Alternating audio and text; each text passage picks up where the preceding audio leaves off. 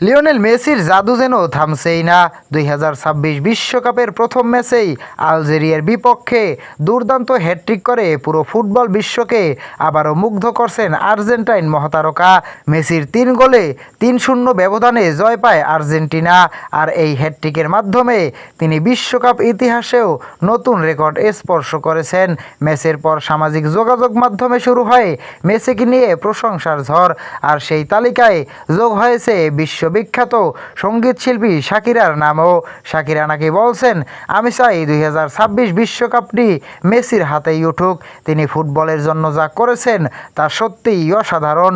এই মন্তব্যের পর ফুটবল প্রেমীদের মধ্যে নতুন করে আলোচনা শুরু হয়েছে, কারণ শাকিরা বরাবরই ফুটবলের বড় সমর্থক এবং বিশ্বকাপের সঙ্গে তার সম্পর্ক দীর্ঘদিনের। এদিকে 38 বছর বয়সেও মেসি প্রমাণ করে চলেছেন যে তিনি এখনও বিশ্বের অন্যতম সেরা ফুটবলার। আলজেরিয়ার বিপক্ষে তার হ্যাটট্রিক শুধু আর্জেন্টিনাকে জয়ই এনে দেয়নি, বরং বিশ্বকাপ জয়ের স্বপ্ন আরও উজ্জ্বল করছে। এখন দেখার বিষয়, মেসি কি পারবেন নিজের শেষ বিশ্বকাপে আবারও আর্জেন্টিনাকে বিশ্ব চ্যাম্পিয়ন করতে?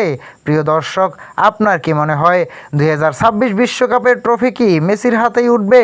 আপনার মতামত কমেন্টে জানান। আর বিশ্বকাপের সকল খবর সবার আগে পেতে চ্যানেলটি সাবস্ক্রাইব করে সাথেই থাকুন।